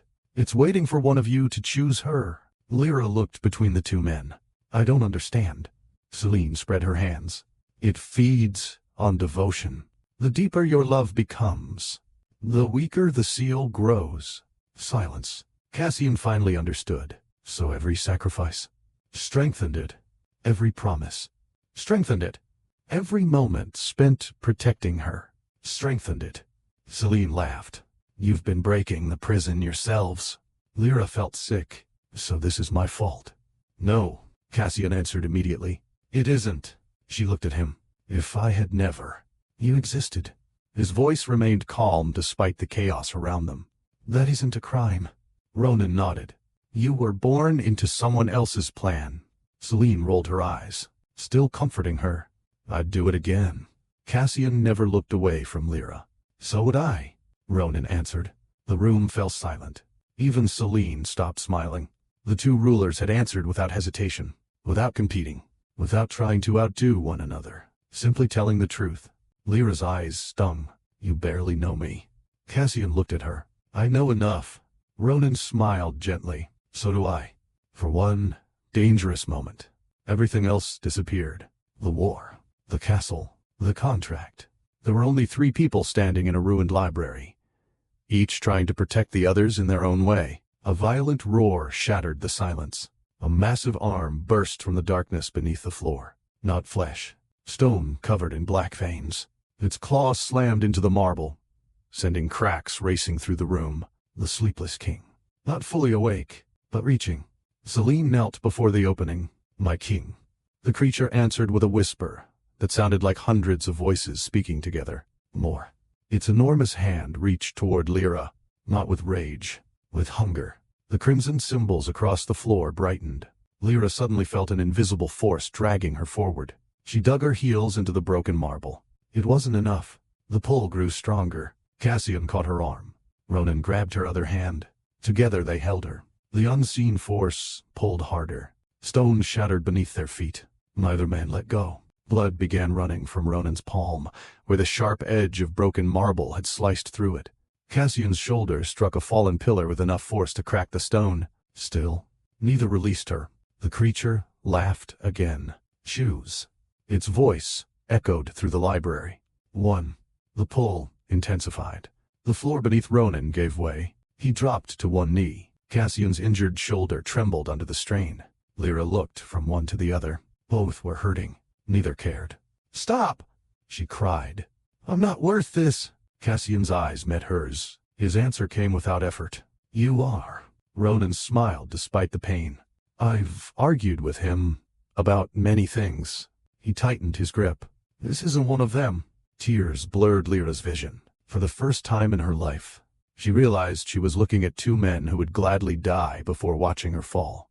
Not because of a prophecy, not because of a contract, because somewhere along the way, they had each fallen in love with the woman who had walked into their lives carrying nothing but a silver pendant and a determination to survive. A blinding flash of silver light exploded from the pendant around Lyra's neck. The force threw everyone backward. Even the monstrous arm recoiled. The pendant floated into the air. The portrait inside dissolved into shimmering light. A woman's voice filled the ruined library. Soft, warm, unmistakable. My daughter. Lyra froze. Mother? The glowing figure turned toward Cassian and Ronan. Her smile carried both gratitude and sorrow. You've already done more than I ever hoped." Then she looked directly at Lyra. "The contract was never your destiny. It was your prison." A single tear of light slipped down the woman's face. "And now," she raised one glowing hand toward the ancient gate, "it's finally time for you to choose your own future." Before anyone could move, the image shattered into thousands of silver fragments. At the same instant, every vampire in the castle felt a stabbing pain in their chest. Every werewolf collapsed to one knee. Cassian's face lost all color. Ronan struggled to remain standing. Arya looked toward the gate in horror. "No?" Lyra rushed to Cassian as he staggered. "What is happening?" He tried to answer. Blood stained his lips. But it was Ronan who found the strength to speak. "The gate." He looked at the crimson light pouring from the abyss. "Is taking our lives to finish opening." The choice they feared had arrived. Not in days, not tomorrow. Now. Cassian dropped to one knee. His sword struck the marble with a sharp clang before slipping from his grasp. Across the ruined library, Ronan braced himself against a broken pillar, his breathing uneven as crimson light flowed from the wound in the earth. The light wasn't merely surrounding them. It was pulling something from them. Life. Lyra rushed to Cassian's side. His skin had become unnaturally pale, even for a vampire. "Cassian." He looked up, forcing a reassuring smile that failed to hide the pain. "I'm all right." "You can barely breathe." "I've been worse." She shook her head. "No, you haven't." He almost laughed. "You've known me less than a week. It doesn't matter." "It does to me." His hand found hers, not to steady himself, but to steady her. "I'm glad you came to this castle." Her eyes filled. "Don't. I need you to hear this, Cassian. If I'd had one regret," his voice weakened, "it would have been never telling you." The words caught in his throat. He closed his eyes briefly before opening them again. "When you laughed in the conservatory," a faint smile crossed his face, "I realized I'd spent 2 centuries surviving, not living." Lyra felt tears spill down her cheeks. "You don't get to say goodbye." "I wasn't planning to." "Good." She squeezed his hand. "Because I'm not listening." A low chuckle escaped him. "There she is." "The stubborn baker." She laughed through her tears. "You remembered that." "I remember everything." "You remembered that." "I remember everything about you." The confession was quiet, honest. It wasn't meant for anyone else. Only her. Only now. A sudden roar shook the castle. The monstrous arm forced itself farther through the widening gate. Stone cracked beneath its weight. Celine smiled from across the chamber. "Do you see?" She spread her arms. "The seal feeds on devotion. The more they refuse to abandon her, the faster the prison falls." Ronan slowly stood. His legs trembled, but his golden eyes never left the creature. "So that's your game?" "It always has been." He picked up his sword. "I've never liked games." He charged. Cassian cursed under his breath. "Ronan!" The werewolf prince leaped onto the creature's arm, driving his blade deep into the black stone. The monster roared, not in pain, in annoyance. Its enormous hand slammed against the wall, throwing Ronan through the air. He struck a collapsed bookshelf with enough force to splinter solid oak. Lyra gasped. "Ronan!" He coughed once, then somehow smiled. "I've had better ideas." She almost cried from relief. Even injured, he was trying to make her smile. The realization struck her harder than the battle itself. They were different men. Cassian carried burdens in silence. Ronan carried them with laughter. Neither wanted anything from her except her safety. That truth settled in her heart with frightening clarity. Arya suddenly shouted from the shattered altar. "Lyra!" She held up one of the ancient pages that had escaped the destruction. "I found something." Lyra hurried to her. The faded writing had remained hidden beneath another layer of ink. Arya translated aloud. "The covenant shall fail if the daughter rejects every claim made upon her." Lyra frowned. "What does that mean?" Cassian had reached them. His eyes scanned the page. Then they widened. "The contract has one weakness." Ronan limped over, blood staining one sleeve. "It always required ownership." Lyra looked between them. "The vampire lord's claim. The werewolf king's claim. The human king's claim." Cassian nodded. "It was written on the belief that someone would always possess you. As property. As a bride. As a sacrifice. As a prize. Ronan finished the thought. If no one claims you, the contract has nothing to bind. Silence. Lyra slowly understood. Her entire life had been built around one lie, that she belonged to someone. She looked at Cassian. You can release the contract. I can. She turned to Ronan. And you? I never accepted it. But I'll renounce any right anyone believes I have. He stepped forward, without hesitation, without bargaining. He knelt before her, not as a prince, as a man. Ronan Ashfang. His voice echoed through the ruined library. Renounce every claim over Lyra Ashwood. I ask nothing. I demand nothing. I choose her freedom over my own heart. The crimson light flickered. The gate trembled. Celine's smile disappeared. No. Cassian stepped forward. He looked into Lyra's eyes for several long moments. Long enough that neither needed words. Then, the vampire lord slowly removed the ancient signet ring that marked him as master of the eternal blood contract. He placed it in Lyra's palm. Cassian Draven. His voice remained steady despite the pain. Release Lyra Ashwood from every oath, promise, and bond ever forced upon her. You owe me nothing. Not your future, not your love, not even your forgiveness. He closed her fingers around the ring. If your happiness leads you away from me. A bittersweet smile touched his lips. Then I'll still be grateful I knew you. The library fell silent. The crimson symbols covering the floor began to crack, one after another. Like glass, under pressure, the sleepless king let out an earth-shaking roar. No! For the first time. It sounded afraid. Lyra looked down at the signet ring resting in her hand, then at the two men standing before her. One had surrendered a kingdom's greatest law. The other had surrendered the woman he loved. Neither had asked for anything in return. In that moment, the contract lost its final chain, and the gate began to collapse. The collapse began with silence. The crimson light that had flooded the library flickered once, then fractured into thousands of thin streams that raced back toward the gate. The ancient symbols carved into the floor cracked apart, one after another. The sleepless king's roar shook the entire mountain. His enormous arm clawed desperately at the edge of the opening, black stone splintering beneath his grip. No! The voice echoed through every corridor of Noctis Keep. It no longer sounded powerful. It sounded desperate. Celine stumbled backward. This isn't possible. She looked wildly at the crumbling gate. The contract was perfect. No, Arya answered quietly. It was never stronger than free will. The gate lurched violently. Half the ceiling collapsed. Massive blocks of stone crashed into the widening chasm. The creature below fought to climb higher. One shoulder emerged, then part of a horned head surrounded by swirling darkness. Its eyes opened. They were completely empty. Not black, not white. Empty. Lyra felt an unbearable pressure inside her mind. 1,000 whispers invaded her thoughts. Choose me. Rule beside me. I'll return your mother. I'll end every war.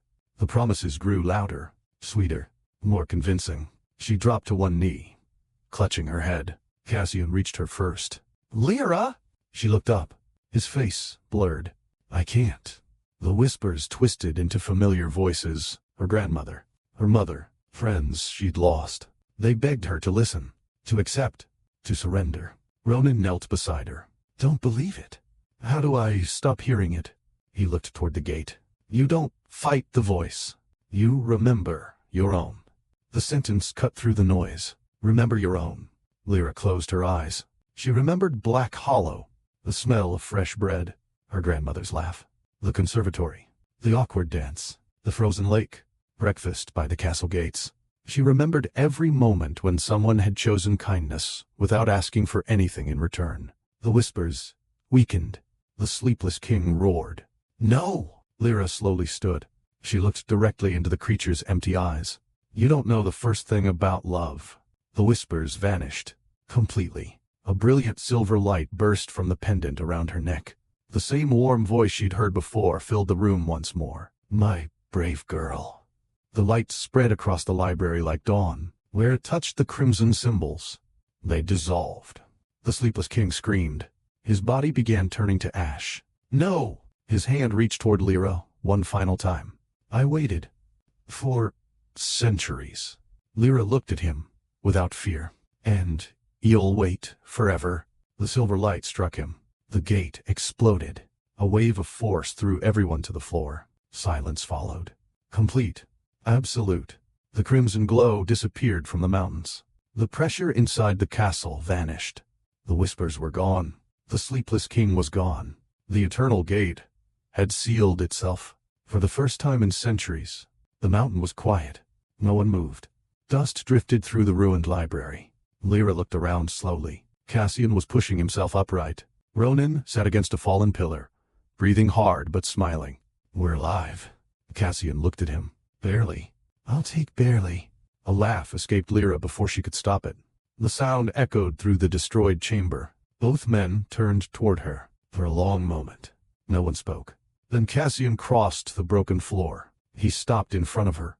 Are you hurt? She shook her head. You? I'll heal. You always say that. It's usually true. She looked at the cut across his cheek.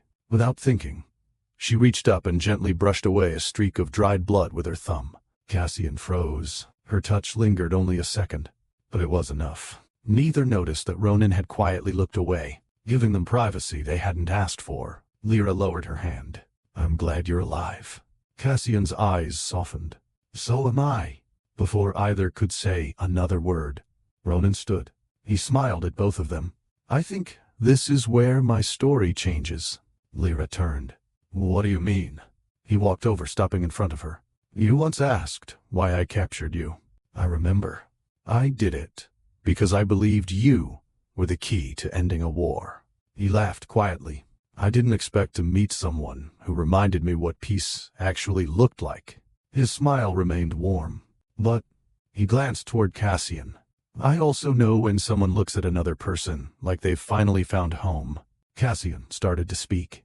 Ronan raised a hand. You don't owe me an apology. He looked back at Lyra. If your heart has chosen, don't let guilt change its mind. Lyra felt tears sting her eyes. You deserve happiness too. I know. He smiled. And I'll find mine. He opened his arms. Now, are you going to hug me goodbye? Or make this painfully awkward?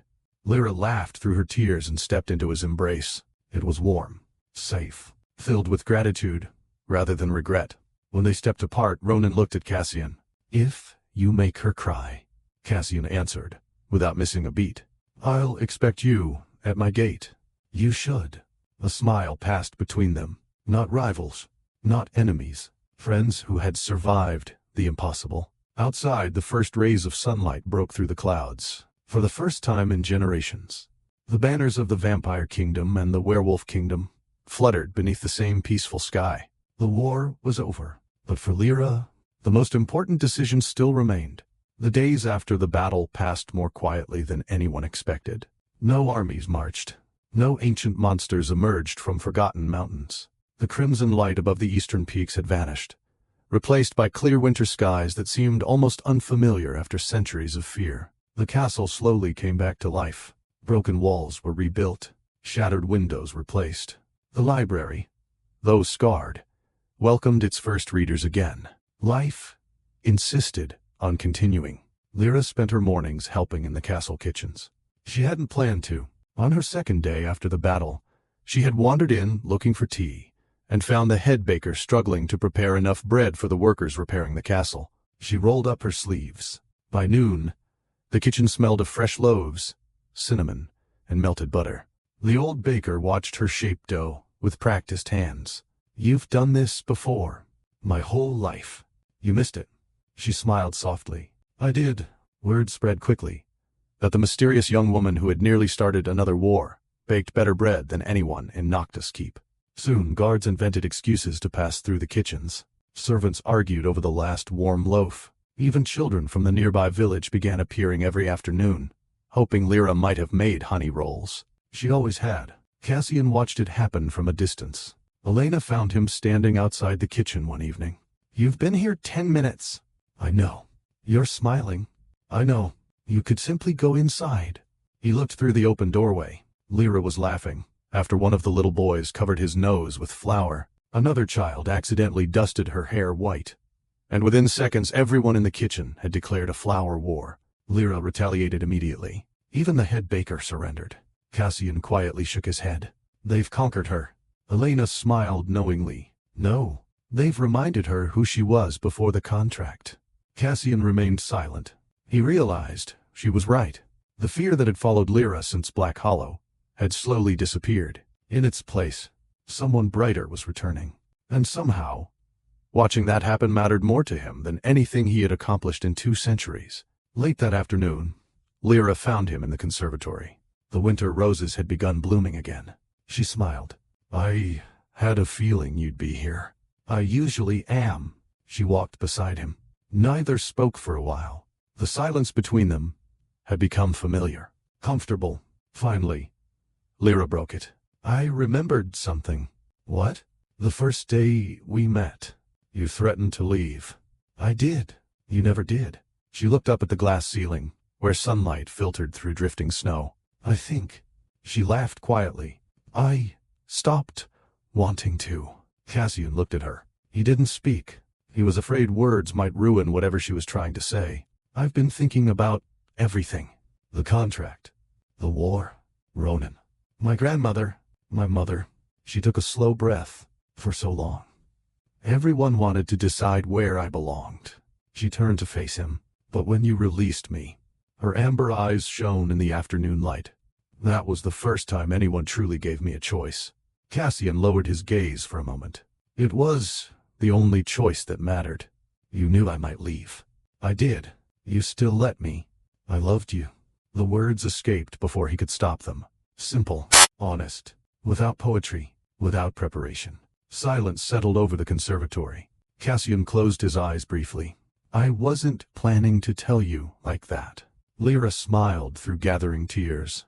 I'm glad you did. He looked at her again. I don't expect an answer. You don't? No. I promised your future would always belong to you. And I meant it. She stepped closer, close enough to see the tiny silver flecks in his crimson eyes. You know?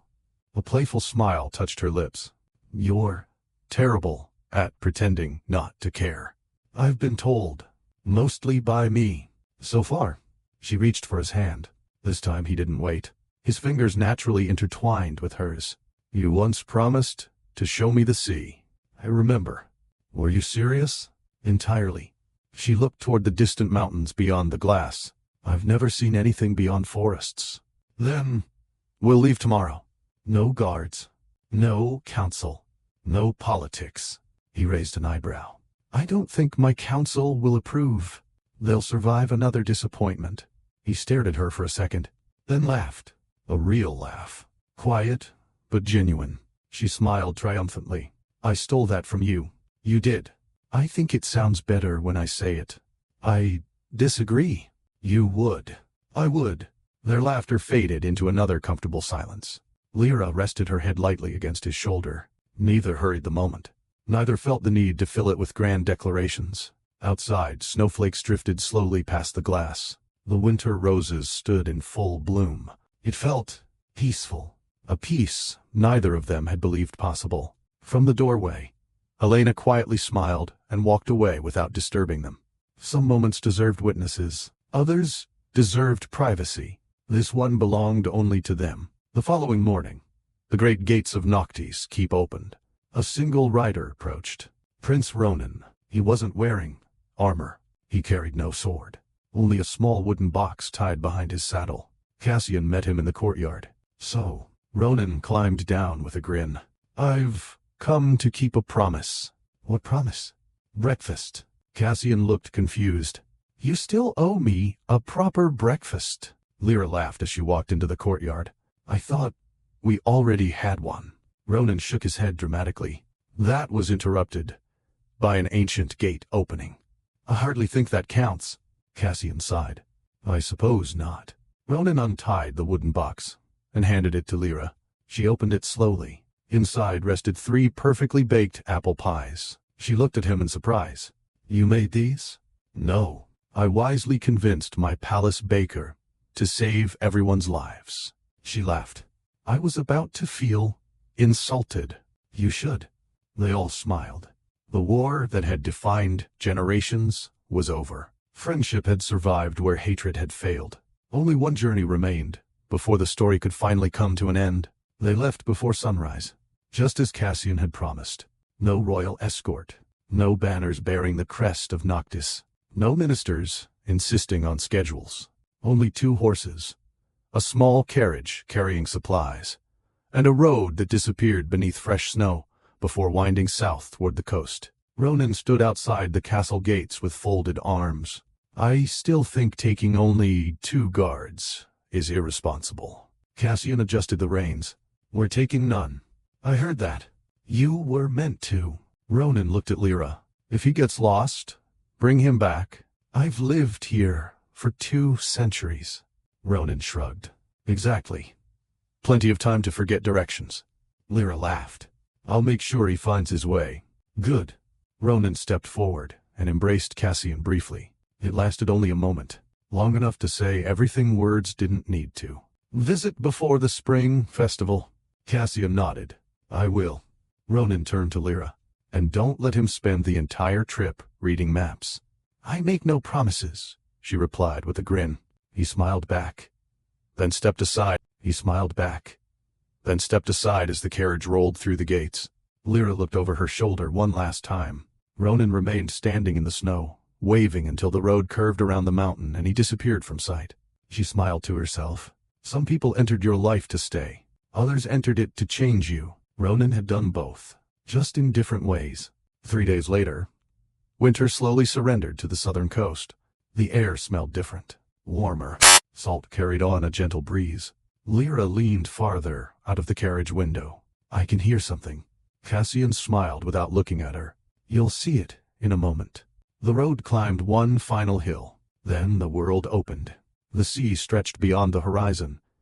Endless shades of sapphire and silver dancing beneath the afternoon sun. Lyra forgot to breathe. She climbed out of the carriage before it had fully stopped. The wind caught her hair as she stood at the top of the cliff overlooking the water. She searched for words. There weren't any. Cassian joined her quietly. I thought you might like it. She laughed in amazement. Like it? Her eyes remained fixed on the waves crashing against the rocks below. It's beautiful. It is. I never imagined something this big. It reminds you how small your worries are. She looked sideways at him. Is that why you come here? When the world becomes too loud. She understood. No councils. No politics. No contracts. Just the endless rhythm of the ocean. She slipped off her boots and hurried down the sandy path. The water rushed over her feet. Cold. Colder than she expected. She gasped and laughed, lifting the edge of her dress as another wave chased her farther onto the shore. Cassian? He remained where he was. I don't think the sea likes me. It likes everyone. I'm unconvinced. She walked back toward him until she stood only a few feet away. Come, I'll watch. No. She held out her hand. We're learning. He blinked. The words sounded familiar. She smiled. You said that during our first dance. I remember. So now. She wiggled her fingers. We learn this. He looked at her hand for a long moment before taking it. The water reached them together.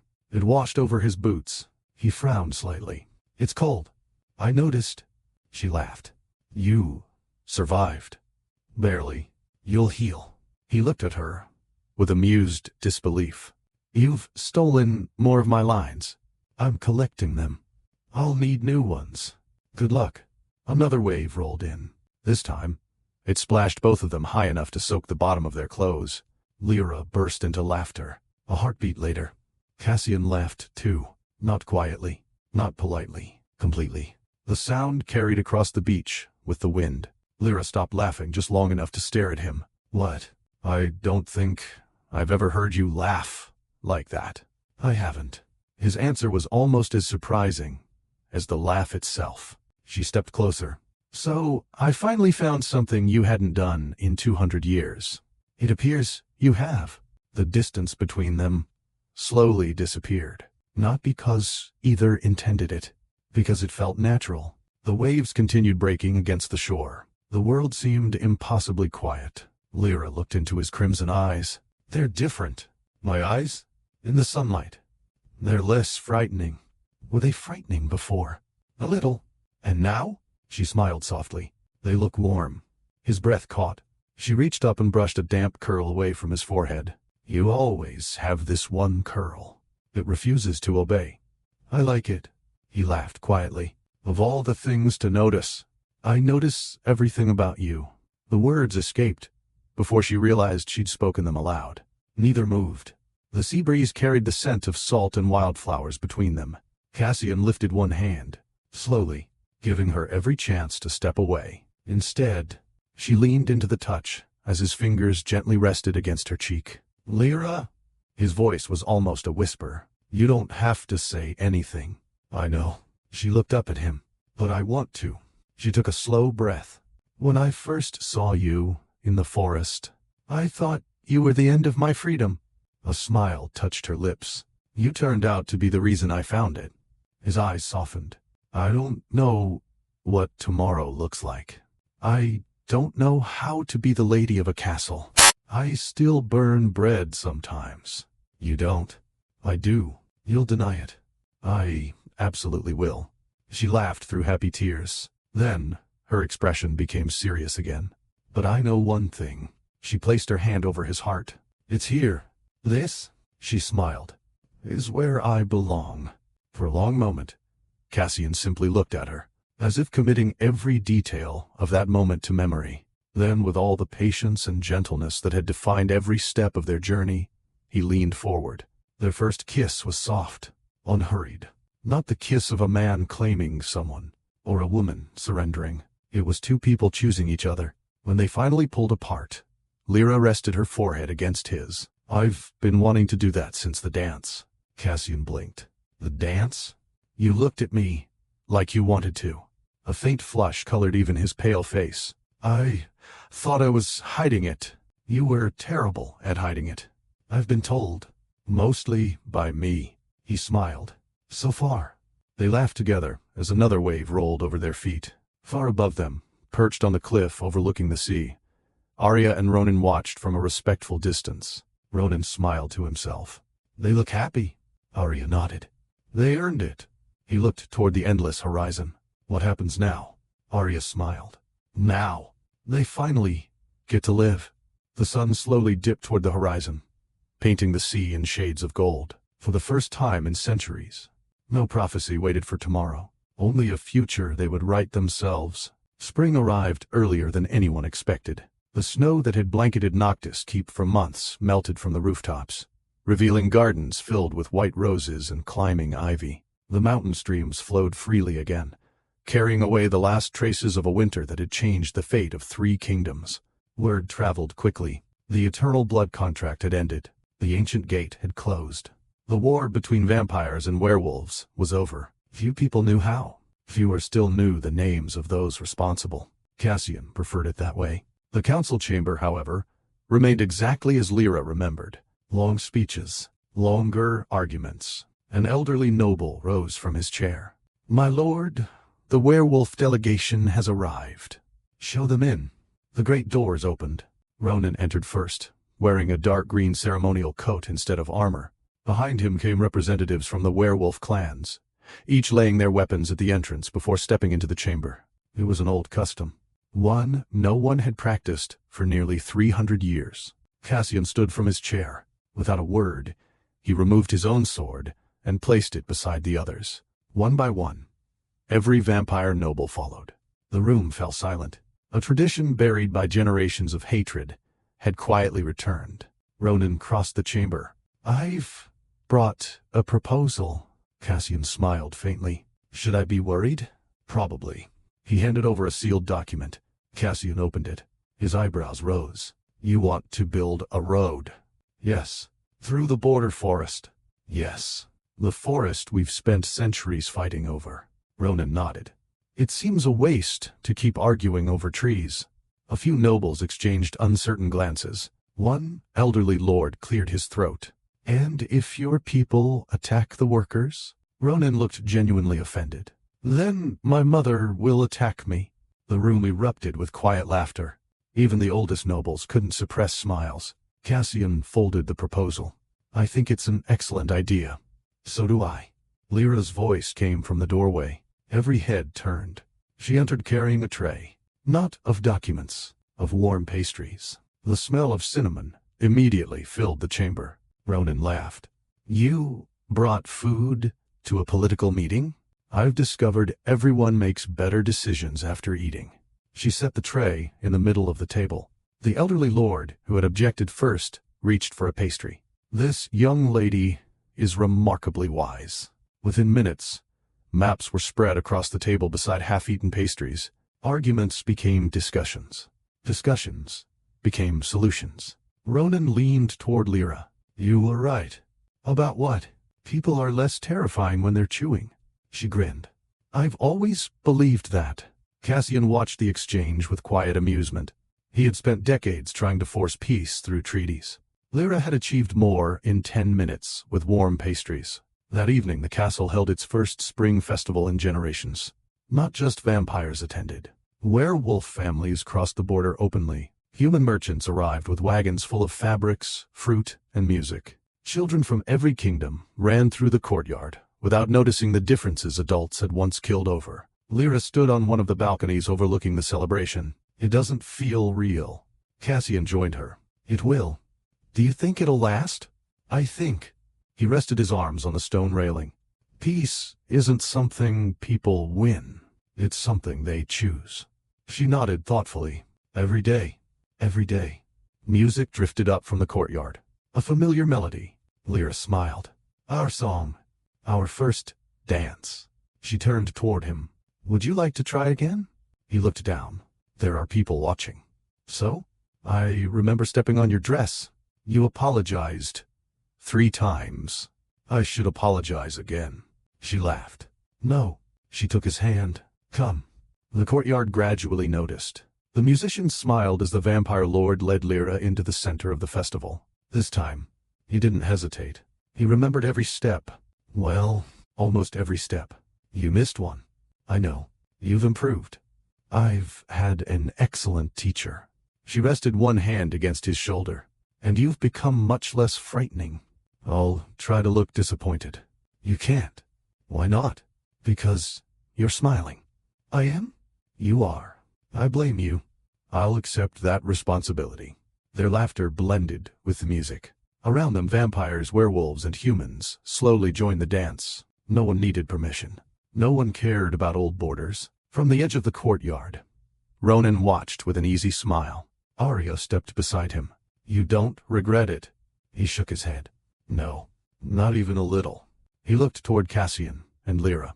The right ending isn't always the one where you get what you wanted. She studied him. What is it then? The one where the people you love finally stop hurting. He folded his arms and watched the celebration continue. And that's enough for me. Arya smiled proudly. I think your father would agree. Ronan chuckled. He'd probably still complain about the road. He definitely would. The music carried on, late into the evening.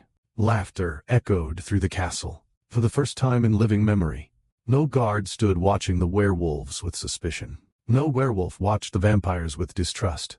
The kingdoms had finally learned to breathe together. As the last dance ended and the stars filled the sky, Cassian looked at Lyra. There's one more place I'd like to show you tomorrow. She smiled. Another surprise? The oldest one of all. And where is that? He gently squeezed her hand. Home. The final chapter would begin not with another battle, but with the future they had fought to earn. Morning sunlight spilled across Noctis Keep. The castle no longer felt cold. The halls that had once echoed with the footsteps of soldiers now carried the laughter of servants, merchants, and children. Flowers climbed the ancient stone walls, replacing the black vines that had covered them for centuries. Lyra stood on the balcony outside her room, breathing in the crisp spring air. She had arrived at this castle as a prisoner. Now, she couldn't imagine waking up anywhere else. A gentle knock came at her door. Come in. Elena entered with a knowing smile. I've been looking everywhere for you. You found me. I always do. She placed a carefully wrapped bundle on the bed. His Majesty asked me to give you this. Lyra frowned. Why didn't he bring it himself? Elena laughed. Because he's nervous. Nervous? I've known Cassian for over 200 years. I've seen him face armies. I've seen him face monsters. I've never seen him spend 20 minutes choosing a coat. Lyra covered her mouth, trying not to laugh. You're joking. I wish I were. She unfolded the bundle. Inside rested a flowing ivory dress embroidered with delicate silver vines and tiny moonflowers stitched along the sleeves. It was elegant without being extravagant. Lyra ran her fingers across the fabric. It's beautiful. It was made from your mother's sketches. She looked up in surprise. What? Arya found them among your mother's belongings. There was a note. Elena smiled warmly. For the day my daughter chooses her own future. Lyra's eyes filled with tears. Even after all these years, her mother had somehow been waiting for this day. Cassian stood in the castle gardens beneath the oldest tree on the estate. Its enormous branches stretched across the hill overlooking the valley below. The tree had witnessed generations of kings, wars, victories, funerals. Today, it would witness something far more important. Ronan leaned against the trunk with an amused expression. You've walked in circles at least 50 times. I have not. You have. I counted. Cassian sighed. I asked you to support me. I am? Ronan grinned. I'm supporting you by reminding you that you're behaving like a terrified teenager. I've ruled kingdoms. I know. You've fought monsters. I know. You've defeated ancient evils. I know. And somehow, asking one woman a question is the hardest thing you've ever done. Cassian didn't deny it, because it was true. Ronan laughed and clapped him on the shoulder. You'll survive. I hope so. I know so. Footsteps approached along the garden path. Both men turned. Lyra walked toward them, sunlight catching the silver embroidery of her dress. For a long moment, neither man spoke. Ronan quietly leaned toward Cassian. If you don't say something soon, I'm going to. Cassian exhaled. You look. He searched for the right word. Beautiful. Lyra smiled. So do you. Ronan raised an eyebrow. I feel invisible. You'll recover. I probably will. He stepped backward. I believe this is where I disappear. As he walked away, he called over his shoulder. If you faint, I'll never let you forget it. Cassian shook his head. He won't. I know. Lyra laughed softly. I'll remind him for the rest of his life. The garden became quiet again. Birds sang somewhere beyond the trees. A warm breeze carried the scent of roses through the valley. Cassian reached into his coat, not for a royal ring, not for a symbol of power. Instead, he held out the small silver pendant that had changed all their lives. It had been repaired. The tiny crack left by the battle remained. He had insisted it stay. Some scars deserved to be remembered. I wanted to return this properly. Lyra accepted it carefully. It brought me here. It did. It also nearly ended the world. It had an adventurous journey. She laughed. It certainly did. He looked at her for a long moment. When we first met, I thought protecting you was my duty. Somewhere along the way, it became the greatest joy of my life. She felt tears gathering again. I don't have a throne to offer you. You already have one. I don't have promises that life will always be easy. I know. There will still be difficult days. There always are. But, he took both of her hands. Whatever comes next, I want to face it beside you. He slowly lowered himself onto one knee. Not because she belonged to him, because he wanted to ask, not claim. His voice remained steady. Lyra Ashwood, the bravest baker I've ever known. The woman who taught an old vampire king how to laugh. The woman who showed me that love is never possession. Only choice. He smiled. Will you marry me? Lyra stared at him through happy tears. Every memory passed through her mind. The forest, the castle, the dance, breakfast, the sea, the battles, the quiet moments that mattered even more. She laughed softly as tears rolled down her cheeks. You know, you've become terrible at hiding your feelings. I've heard. Mostly from me. So far. She knelt in front of him. Instead of making him wait, she gently cupped his face. When I escaped Black Hollow, I thought I was running toward freedom. She smiled. I didn't realize. Freedom was running toward me. She kissed his forehead, then whispered the only answer that had ever felt right. Yes. A roar of cheers erupted from behind the trees. Lyra jumped. Cassian closed his eyes. I told them to wait.